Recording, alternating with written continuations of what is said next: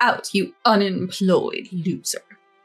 Beth, my mother-in-law, spat these words at me as I continued to pay off thousands of dollars of my husband's debt every month. My father-in-law, who was kind to me when he was alive, would be turning in his grave. I'd honored his memory by silently shouldering these payments as a devoted daughter-in-law. "You're the epitome of unemployment, always messing around with your computer and phone. If you have time, get another job." "She's worse than unemployed. She's a conniving woman hoarding our money." Beth and my husband belittled me, the primary breadwinner who had been entrusted with the family business by my late father-in-law. They even betrayed me in unthinkable ways.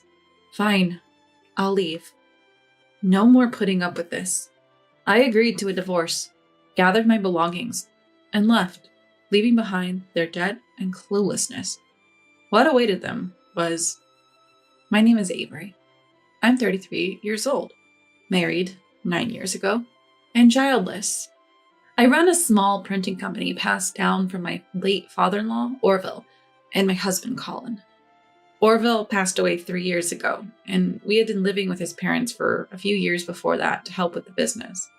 Originally, Colin had been assisting his father since college, and we rented a place close to his childhood home. When Orville wanted to retire due to age, we agreed and moved in. I quit my job at a web design firm to help with Orville's printing business. Right now, it's just us, the husband and wife duo, running the show. Orville once had a female employee, but she left because I could handle the tasks alone. When Orville was alive, cohabitation was fine. But after losing our main source of income, things went south. "Are you planning on just playing around inside all day again?" Beth kept picking on me. I'd take the complaints if I were in the wrong, but I wasn't loafing around. While Colin operated the printing machines and delivered the printing goods, I was in charge of customer and data management. In some cases, if the submitted data isn't complete, I correct it. Beth didn't know that my data corrections had actually boosted sales. Colin isn't computer savvy and doesn't realize the invisible support I offer, much like Beth. Beth never worked even before Orville passed away, so to her, me sitting in front of the computer appears as leisure. But lately, Beth's nagging has intensified for a complicated reason that's rocking our household. It seems to be connected to a previous employee named Annie. Annie and Colin have been friends since childhood, and were in the same classes all through elementary, middle, and high school. After Orville passed away and we had his funeral, Annie started visiting our print shop more often. Since I've known Annie since we were kids, she gets along well with Beth. I heard that Beth strongly recommended hiring her to Orville in the first place. In his lifetime, Orville often criticized Annie, saying, "She's always slacking off, and when she does work, it's sloppy and full of mistakes." When I had to work with her for a few days to transition tasks, I was stunned by how careless she was. She couldn't even operate a computer properly, let alone correct data. Orville used to handle all the important documents like invoices himself because she couldn't even do simple calculations correctly. Then he handed them over to me. Checking her search history, I found she'd only been visiting vulgar sites and dating apps. I couldn't stand her, and it seemed Orville felt the same way. She was mostly there to keep Beth company, but that didn't sit well with the hardworking Orville. The problem now is Colin's attitude. While Orville was alive, he was diligent, but lately, he started complaining to me just like Beth. "You have it easy. You're just messing around on the computer all day while it feels like I'm the only one actually working." I'm certain that both my mother-in-law and my husband's complaints about me having it easy come from Annie's influence. When Orville was around, no such accusations were ever made. Now it's just Beth, Colin, and me living together. I want to keep the print shop that Orville left us going, but it's a struggle. I've been able to increase orders because I can correct data, but we're still in a tough financial situation. The reason? Beth and Colin's reckless spending. Beth has always been a spendthrift, buying brand name items one after the other despite my warnings. Since Orville passed away and Colin became the CEO, his spending has gotten out of hand too. Even though it's just the two of us in the business, He's started getting cocky, being hailed as the boss or the second generation of the company. He's been hitting the bars every night after work, and Beth has started eating out for dinner too, since her son is never home. Because both Beth and Colin are spending like there's no tomorrow, our increasing revenues can't stabilize the business. On top of that, Colin took out a substantial loan from the bank for a new venture without discussing it with me, and we haven't been able to keep up with the repayments. Naturally, the loan money is gone, and he won't tell me what he used it for. Being the CEO and inheriting the rights to the company from Orville, he probably thought it was easy to get a loan just to have some fun.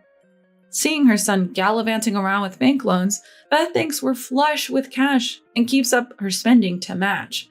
It's a vicious cycle, and things are spiraling out of control. I've been covering the monthly payments for the loans Colin frivolously took out. They're costing us thousands of dollars each month. I'm forced to take care of the accounting side of things, so I am paying my way. However, the two of them never stopped wasting money, so I had to force them to do something about the quandary. So I had to put my foot down and explain the reality of our financial situation to them, putting them both on an allowance. The two who were not convinced of the supremely obvious fact that what is not there can't be helped began to act in unbelievable ways. "You know, Annie told me that our company's making good money," Beth said. "Are you hiding and spending it? Annie also said there should be cash and life insurance money left by Orville." Can you believe it? They consulted Annie, a former employee, and trusted her word over mine? I don't know if they actually believe her or are just grabbing onto whatever justification they can to ask for money. Either way, having Annie around, a former employee, has become a nuisance and a threat to me. Things with Colin have also gone cold recently. We once talked about having a boy and a girl before I turned 30, but that's not the atmosphere anymore. I'm working hard, but Beth and Colin are wasting money, eating out all the time, while I'm left dealing with the leftovers. There are two reasons why I'm putting up with this situation. One is my current hobby, social media.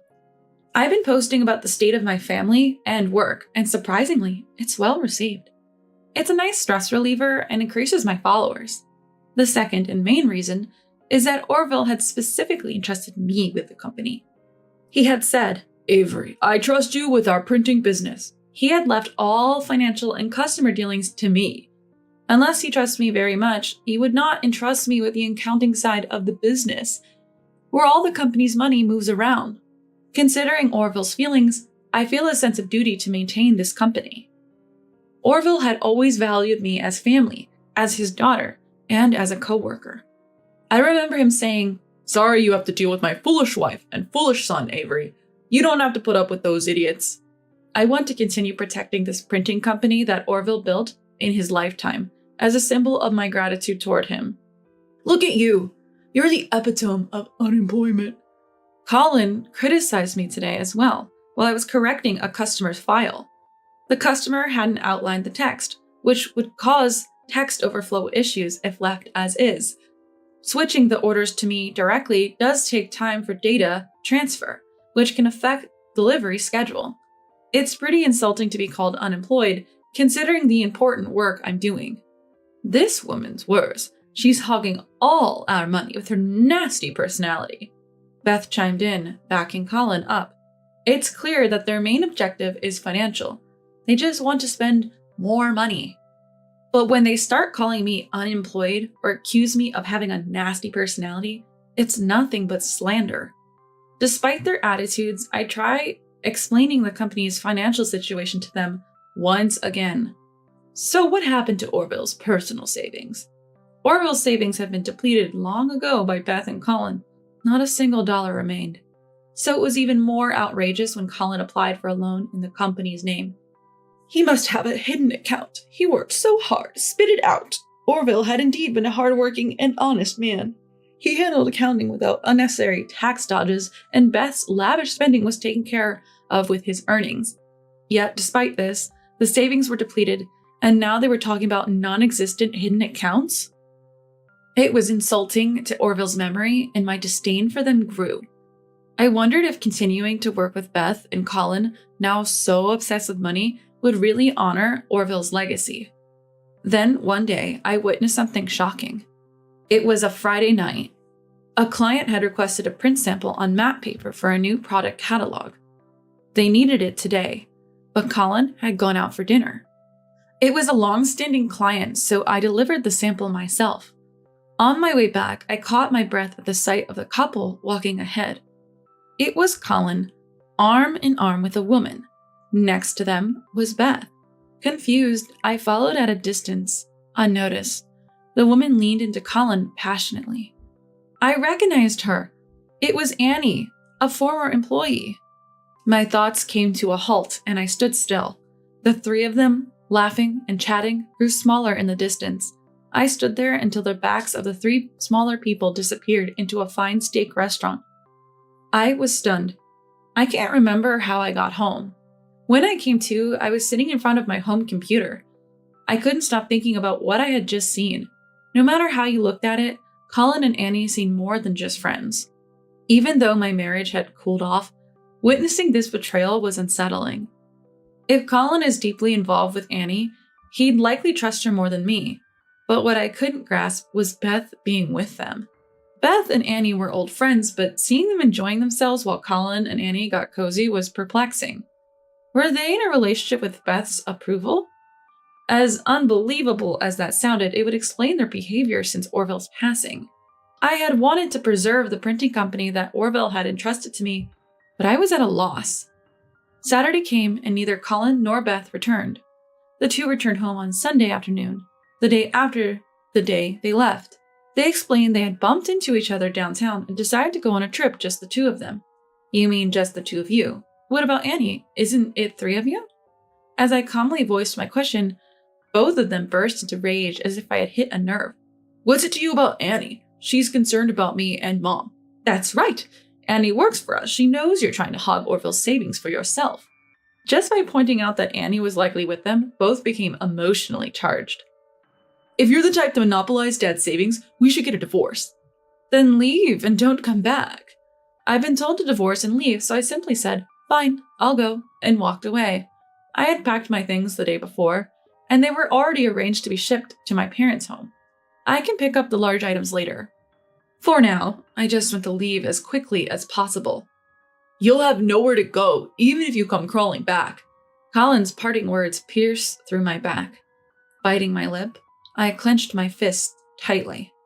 A week later, I was contacted by Colin to sign the divorce papers and was called in for procedures, including handing over Orville's business. Colin, Beth, and even Annie were all present. Here, this, hurry up and sign. Before I could even check the divorce papers that Colin handed me, Beth rushed me. It's too late for apologies now. You should be thankful that Colin and Beth aren't suing you. Annie commented obnoxiously, not wanting to appear hesitant. I checked that Colin had already filled in his part, silently signed, and then looked up. All three of them were wearing a slight smile. Okay, now show us all the electronic financial statements, Colin said, so I showed him on the computer I had been using. Beth and Annie peered at the screen from either side as Colin hurriedly attempted to open the electronic financial statements. Their previously smug expressions changed completely. What's this? Annie was the first to speak upon seeing the account balance. Is this correct? Beth shifted her gaze to Colin and murmured. Colin nodded at Beth and then said, Hey, what's the deal? Why does it only say there's $30 left? He questioned me while pointing at the computer. This is all the company's money. Sure, there's some coming in at the end of the month, but as I've explained multiple times, our expenses outweigh our income. We don't have any extra money lying around. I laid it out plainly. You're kidding me, right? We're printing and delivering stuff every day. How can we be broke? It's true that we make around $30,000 a month, but printing requires multiple machines, not just the printer. Lease costs for lease machines alone eat up more than $10,000 a month. The electricity bills are nothing like home expenses, and we have delivery trucks and forklifts to pay for. Since Orville passed away, I've been juggling more than $3,000 in monthly loan payments from the bank.